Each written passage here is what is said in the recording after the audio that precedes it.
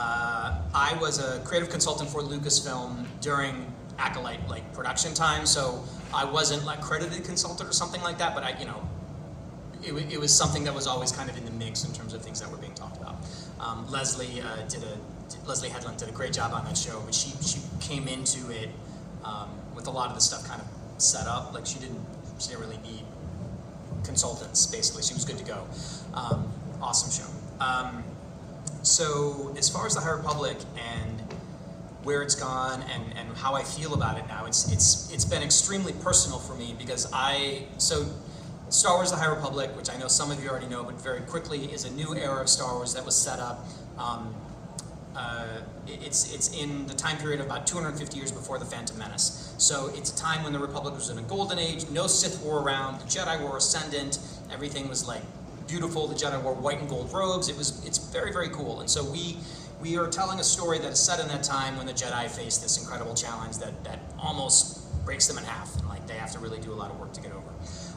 That started in 2021 with my novel Light of the Jedi, which debuted at #1 on the New York Times bestseller list, which was very nice, and is going to conclude on June 17th, which is 2 weeks, with the final novel Trials of the Jedi, which I also wrote. So that in between, there have been dozens and dozens of comics and young adult novels and middle grade novels and audio dramas and all kinds of stuff.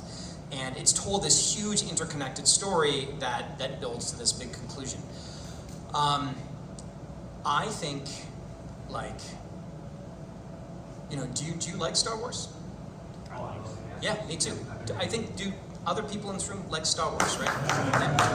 Yeah. So imagine they come to you and they say, hey, you and 4 other writers, because there were 5 architects in the beginning, do you want to make your own Star Wars saga? Do you want to tell your own, 4, 5, 6, episode 4, 5, 6 thing? Do you want to, there are no rules, there are no restrictions unless you get too crazy, and then we'll give you some guidance. But basically, from day one, you can do it however you want to do it. You can come up with the characters however you want to make them. You won't own them, but you will come up with whatever you want to do. Incredible, right? Incredible. And so we did. We started doing it. And then, Light of the Jedi, #1. The other launched books all listed in their various categories. The High Republic #1 sold 300,000 copies at Marvel, incredible success out of the gate. It's been years since then, so things cooled down a little bit, but still, the books are doing very well. It was generated the Acolyte. There's another cartoon show called Young Jedi Adventures for little kids. It's been the core element of a number of different video games that have been released. He's wearing a High Republic t-shirt right now. He's got his back to, but trust me, he is. It's all over the place. And this is in Star Wars, which, forgive me, doesn't like new stuff, right?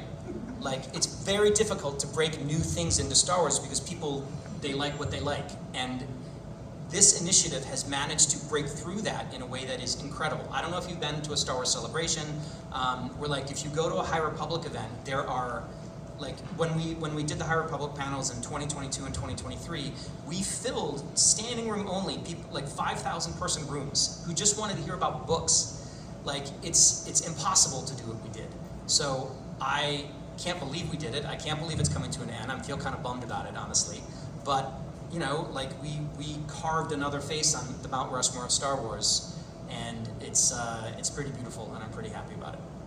All right? Thank you. Sure. When are we going to see some High Republic movies? Got any insight on that? Yeah, I'll tell you. Yeah, sure, absolutely. Yeah. I think the High Republic at this point, and I cannot answer that question, right?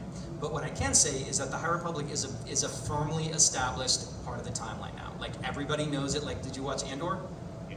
Okay, in the season finale the last episode of Andor, I think, or second to last, there was a big hospital on the top of it. There's Orabesh, and it's named after the Chancellor in the High Republic, right? Lina So Memorial Hospital. It's in there. The Barrage Vow was an acolyte, which I guess makes more sense because it was set in the High Republic, but it's not going anywhere. So is there going to be an adaptation of Light of the Jedi tomorrow? They haven't told me if they're going to do that. But at some point, somebody will, it's too rich, it's too beloved, it's too big for somebody not to pick it up. When? I have no idea, but I bet it'll happen someday.